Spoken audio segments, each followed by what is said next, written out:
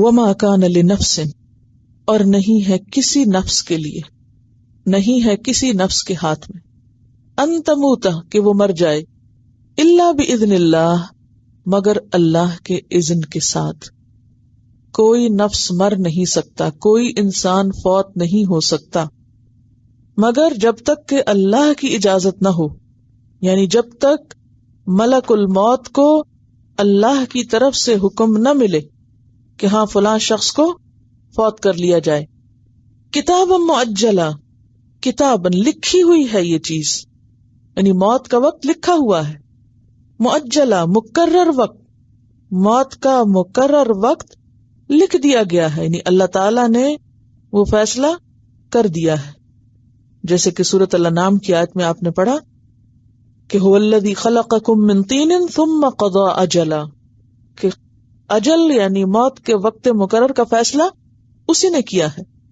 اور اس بات کو واضح کرنے کے لیے عام طور پر ایک مثال دی جاتی ہے، اور وہ مثال حضرت خالد بن ولید کی ہے کہ ان کی ساری زندگی جنگ کرتے گزری، تقریباً 100 کے قریب جنگوں میں انہوں نے حصہ لیا۔ ان کے جسم کا کوئی حصہ ایسا نہ تھا جہاں تلوار یا نیزے کا نشان نہ ہو، یعنی ہر حصے میں زخموں کے نشان تھے، یعنی اتنی زیادہ جنگوں میں انہوں نے حصہ لیا تھا، لیکن ان کی موت میدان جنگ میں نہیں آئی، بستر مرگ پر آئی۔ تو اس سے کیا پتہ چلتا ہے کہ موت کا وقت بھی اور موت کی جگہ بھی لکھی ہوئی ہے، کوئی شخص اس جگہ سے یا اس وقت سے ادھر ادھر نہیں ہو سکتا۔ وَمَن يُرِدْ ثَوَابَ الدُّنْيَا، اور جو ارادہ رکھتا ہے یا جو چاہتا ہے ثواب الدنیا، دنیا کا ثواب، نُؤْتِهِ مِنْهَا، ہم دے دیں گے اس کو اس میں سے، یعنی دنیا میں سے دے دیں گے۔ وَمَن يُرِدْ، اور جو ارادہ رکھتا ہے ثواب الآخرہ، آخرت کے ثواب کا، نُؤْتِهِ مِنْهَا، ہم اس کو دیں گے اس میں سے۔ وَسَنَجْزِي الشَّاكِرِينَ، اور ان قریب ہم جزا دیں گے شکر گزار لوگوں کو، شکر کرنے والوں کو۔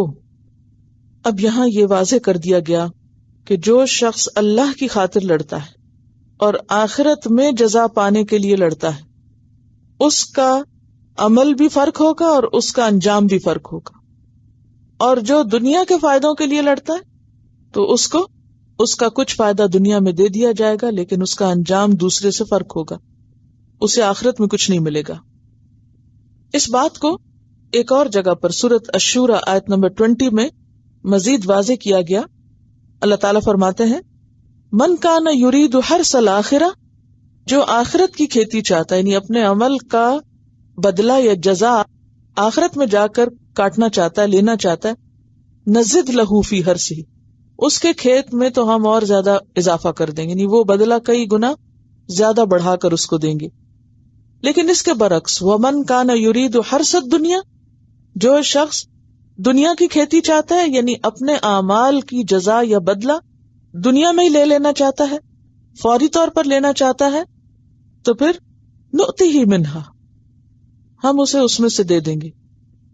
اور ظاہر ہے کہ دنیا میں انسان زیادہ سے زیادہ کیا پا سکتا ہے اور کتنی دیر اسے استعمال کر سکتا ہے۔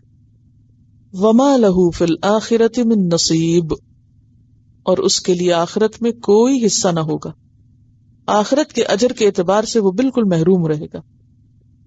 پھر اسی طرح سورۃ بنی اسرائیل میں آتا ہے من کان یرید العاجلۃ عجلنا لہ فیہا ما نشاء، جو عاجلہ چاہتا ہے، عاجلہ کا کیا مطلب ہے؟ جلدی ملنے والا فائدہ، تو ہم اس کو جلدی دے دیں گے جو ہم چاہیں گے، لمن نرید، جس کو ہم چاہیں گے، ثم جعلنا لہ جہنم، پھر ہم اس کا لیے ٹھکانہ جہنم رکھیں گے، یصلاھا مذموما مدحورا، جس میں وہ جا پڑے گا مذمت کیا ہوا، دھتکارا ہوا۔ ومن اراد الآخرہ، اور جو آخرت کا ارادہ رکھے گا، وسعی لہا سعیہا، اور اس کے لیے کوشش کرے گا جیسی کوشش کرنی چاہیے، وہو مؤمن، اور وہ مومن بھی ہوگا، فاولئک کان سعیہم مشکورا، ایسے لوگوں کی کوششوں کی قدردانی کی جائے گی۔ تو اس سے بالکل واضح ہو جاتا ہے کہ انسان جو نیت اور جو ارادہ اور جو طلب رکھ کے کوئی نیکی کرے گا، اس نیت کے مطابق وہ بدلہ یا اجر پائے گا. اسی لیے کہتے ہیں نا انما الاعمال بالنیات، اعمال کا دار و مدار نیت پر ہے. اگر کوئی شخص کوئی بھی نیکی کر رہا ہے اپنے عمل یا عبادت کے طور پر، یہ کسی کے ساتھ کوئی بھلائی کر رہا ہے، تو اس نیکی کے ظاہری پہلو کو نہیں دیکھا جائے گا، یہ دیکھا جائے گا پیچھے سوچ کیا تھی، اس کا بدلہ یا اس کا اجر یا اس کا ریوارڈ جو ہے وہ کہاں چاہتا تھا، دنیا میں فوراً یا آخرت میں. اور اسی لیے ہم دیکھتے ہیں کہ انسان کی دعائیں بھی پھر اس کے مطابق ہی ہوتی ہیں، اور انسان کی طلب اور انسان کی گفتگو سب اسی کے ارد گرد گھومتی ہے.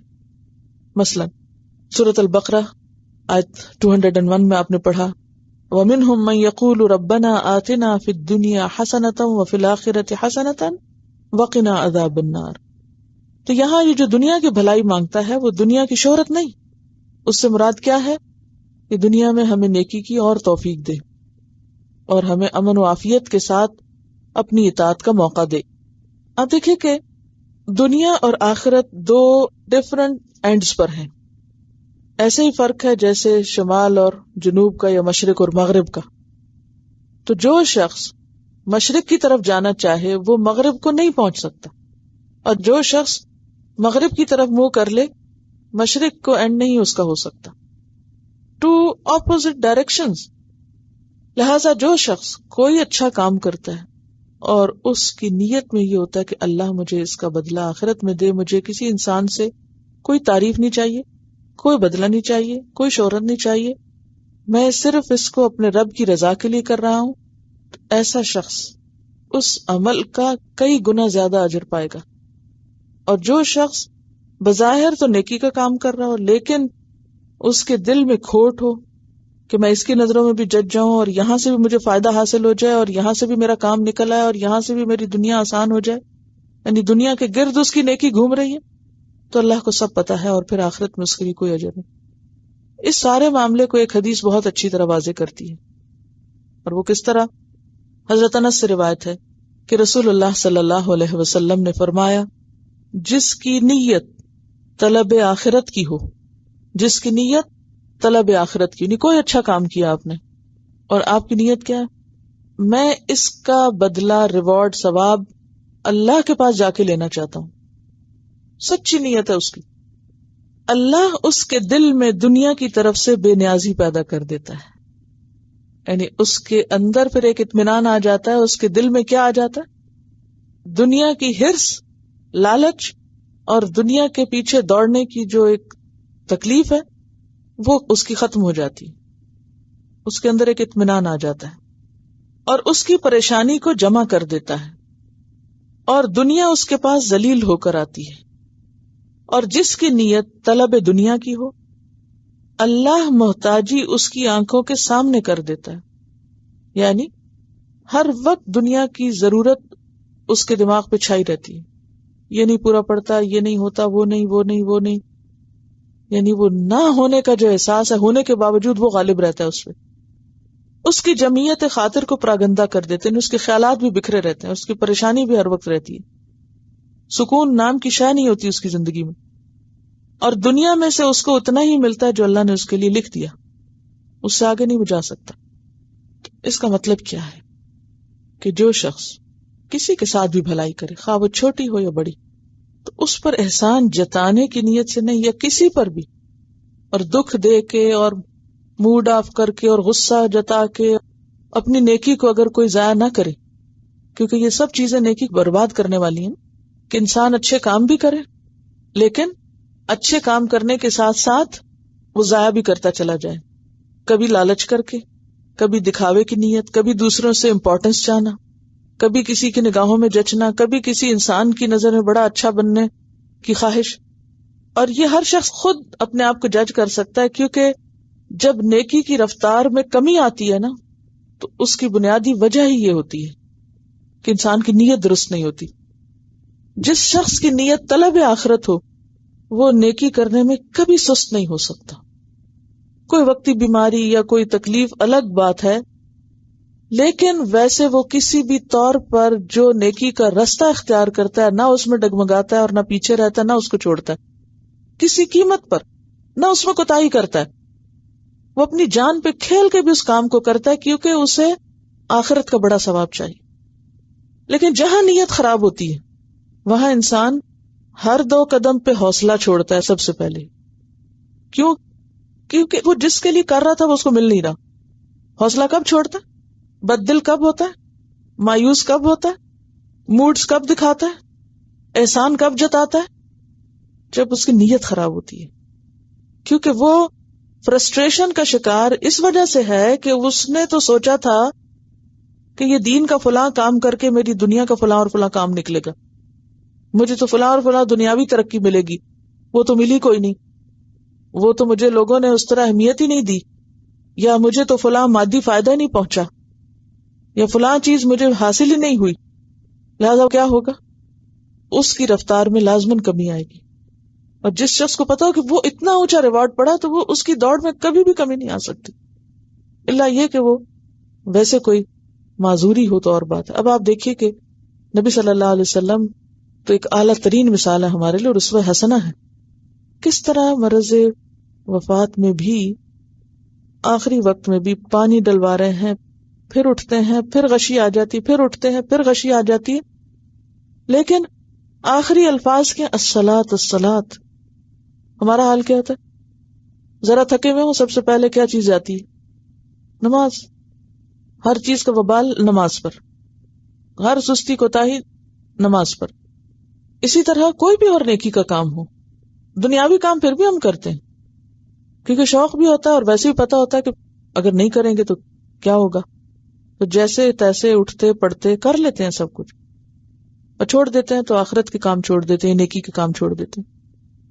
تو اب یہ کہ جنگ احد پہ بیسیکلی تبصرہ ہو رہا ہے. جنگ احد میں ناکامی اور پیچھے رہنے کی وجہ بتائی جا رہی کہ یہ سب حادثہ کیوں ہوا، یہ مصیبت کیوں آئی. اس لیے کہ ابھی کچھ لوگ تمہارے اندر ایسے تھے جن کی نیت خالص نہیں تھی. تو بات یہ ہے کہ جب انسان آخرت کی نیت کرتا ہے تو اللہ تعالیٰ اس کے دل میں دنیا کی طرف سے خود بہت بے نیازی پیدا کر دیتا. یہ بے نیازی کیا ہوتی ہے؟ کوئی انسان اس کے ساتھ کچھ بھی کرے اسے پرواہ نہیں ہوتی، کوئی اسے عزت دے یا نہ دے اسے کوئی فرق نہیں پڑتا، کوئی اس کی قدر کرے یا نہ کرے اسے کوئی فرق نہیں پڑتا، کوئی اس کو اہمیت دے یا نہ دے اسے کوئی فرق نہیں پڑتا، کوئی اس کی بات سنے یا نہ سنے اسے کوئی فرق نہیں پڑتا، کیونکہ وہ اللہ کا پیغام پہنچا رہا ہے جس کی جزا وہ اللہ سے چاہتا ہے. انتہا درجے کا بے غرض انسان ہو جاتا ہے.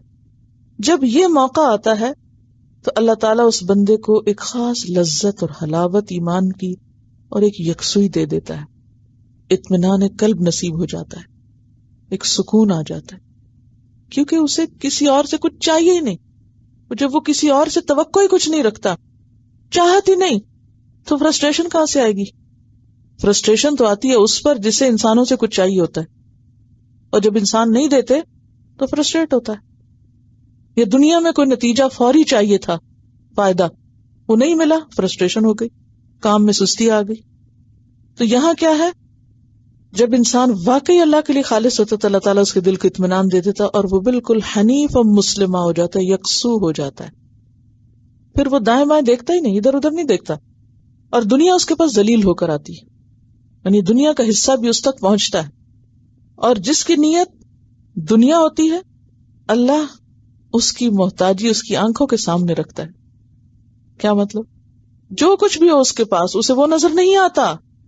اسے کیا نظر آتا ہے؟ جو نہیں ہے.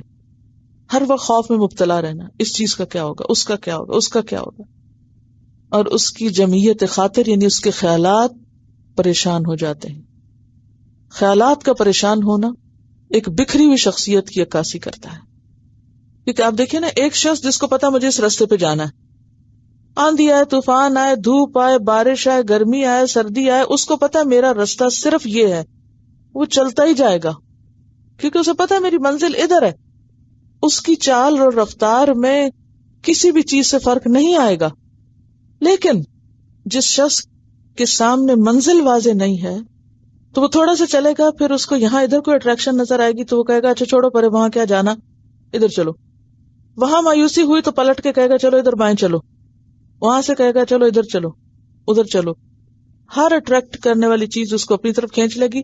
وہ اللہ کو بھول کے اللہ کے رستے، اللہ کے دین کے کام کو چھوڑ کر اور کاموں میں لگ جائے گا، کیونکہ اس نے اللہ کی ذات کو مرکز بنا ہی نہیں تھا، آخرت کو اس نے اپنے ریوارڈ کی جگہ سمجھا ہی نہیں تھا، وہ ریوارڈ دنیا میں چاہ رہا تھا، لہذا دنیا میں نہ ملنے کی صورت میں وہ جو سفر اس نے شروع کیا تھا اس طرف کا وہ ٹھنڈا پڑ گیا. اور نتیجہ کیا ہوا کہ جب وہ اللہ کا رستہ چھوڑ کے ادھر ادھر کو ہوتا ہے تو اللہ تعالیٰ دنیا بھی صرف اس کو اتنی ہی دیتا ہے جتنی اس کو دینی ہوتی ہے. وہ انسان یہ سمجھتا ہے نا کہ شاید دین کے کام کی وجہ سے میری دنیا کو نقصان ہو رہا ہے، لیکن اگر وہ دین کا کام چھوڑ بھی دے اور صرف دنیا کا ہو جائے تو بھی دنیا اس کو صرف اتنی ملے گی جتنی ملنی ہے. دین کا ہو کے دنیا کے تھوڑے ہونے میں بھی برکت ہو جائے گی، اور دین کو چھوڑ کر زیادہ دنیا میں بھی برکت نہیں ہوگی. اور پھر فرمایا وَسَنَجْزِي الشَّاكِرِينَ، اور ہم شاکرین کو ضرور جزا دیں گے. شاکرین کون ہے؟ شاکرین کا لفظ جو ہے نا شکر سے نکلا ہے. شکر کہتے ہیں احسان پہچاننے کو اور اس کو پھیلانے کو، یعنی اللہ کا احسان پہچاننا اور اس کا ذکر کرنا، اس کو پھیلانا. وَأَمَّا بِنِعْمَةِ رَبِّكَ فَحَدِّثْ، تو جس کا عمل شکر گزاری کا ہوگا نہ کہ کسی فائدے کے حصول کے لیے، تو ہم اس کو ضرور جزا دیں گے. مراد ہیں یہاں ثابت قدم رہنے والے لوگ. اشارہ ہے ان لوگوں کی طرف سب سے پہلے جو جنگ احد میں ثابت قدم رہے.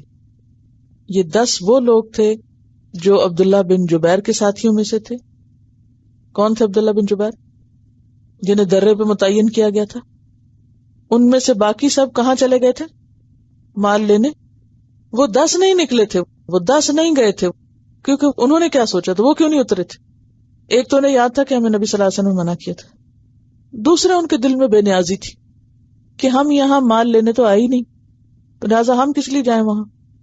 لیکن جن کے دل میں تھوڑی سی بھی مال کی طلب تھی وہ اس موقع پہ صبر نہ کر سکے، وہ فوراً نکل گئے. انہوں نے کیا کہا، تعویل کر لی نا حکم میں کہ نہیں وہ آپ کا حکم تو اس لیے تھا کہ اگر ہمیں شکست ہو تو پھر ہم یہاں سے نہ ہٹیں، اب تو فتح ہو گئی ہے تو اب کام ختم ہو گیا، بس چلو اب چل کے مال لیتے. ہوتا یہی ہے کہ انسان کوئی نہ کوئی تعویل کر کے بہانہ کر کے ہی دین کا رستہ چھوڑتا ہے. اچھا 13 لوگ وہ تھے جو نبی صلی اللہ علیہ وسلم کے ساتھ رہ گئے تھے، وہ نہیں ہلے ادھر ادھر. باقی لوگ کوئی پہاڑ پہ چڑھ رہا ہے تو کوئی وادی میں جا رہا ہے تو کوئی ادھر تو کوئی ادھر.